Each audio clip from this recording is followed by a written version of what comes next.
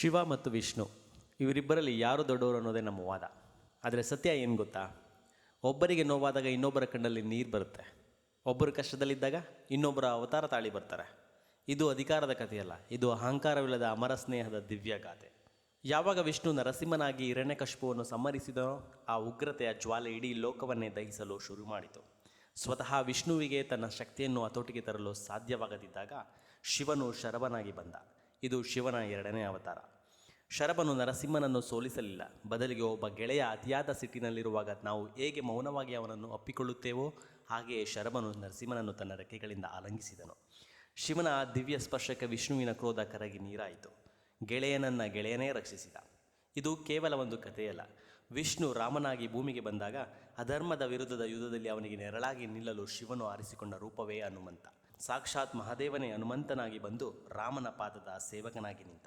ರಾಮನಿಗೆ ಸಂಕಷ್ಟ ಬಂದಾಗಲೆಲ್ಲ ಹನುಮಂತ ಬಂಡೆಯಂತೆ ಬೆನ್ನಿಗೆ ನಿಂತ. ಅಲ್ಲಿ ಹನುಮಂತನಿಗೆ ತಾನು ಶಿವ ಅನ್ನೋ ಅಹಂಕಾರವಿರಲಿಲ್ಲ, ರಾಮನಿಗೆ ತಾನು ವಿಷ್ಣು ಅನ್ನೋ ಗರ್ವವಿರಲಿಲ್ಲ. ಇಬ್ಬರ ನಡುವೆ ಇದ್ದಿದ್ದು ಕೇವಲ ನಿಷ್ಕಲ್ಮಶವಾದ ಪ್ರೀತಿ ಮತ್ತು ಭಕ್ತಿ. ನಮ್ಮ ಸಂಸ್ಕೃತಿಯಲ್ಲಿ ಒಂದು ಮಾತಿದೆ, ಶಿವಸ್ಯ ಹೃದಯಂ ವಿಷ್ಣು, ವಿಷ್ಣುಚ್ಛ ಹೃದಯಂ ಶಿವ.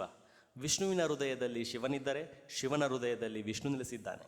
ರಾಮೇಶ್ವರದಲ್ಲಿ ಶ್ರೀರಾಮನು ಶಿವಲಿಂಗನನ್ನು ಪೂಜಿಸಿದರೆ ಅತ್ತ ಕೈಲಾಸದಲ್ಲಿ ಶಿವನು ಹರಿನಾಮವನ್ನು ಜಪಿಸುತ್ತಿರುತ್ತಾನೆ. ಅಸುರರನ್ನು ಸಂಹರಿಸಿ ಜಗತ್ತಿನ ಸಮತೋಲನ ಕಾಪಾಡಲು ಇವರಿಬ್ಬರು ಪರಸ್ಪರ ಪೂರಕವಾಗಿ ನಿಲ್ಲುತ್ತಾರೆ. ಇವರಲ್ಲಿ ಯಾರೂ ಸುಪೀರಿಯರ್ ಅಲ್ಲ, ಒಬ್ಬರಿಲ್ಲದೆ ಇನ್ನೊಬ್ಬರು ಪೂರ್ಣವೂ ಅಲ್ಲ.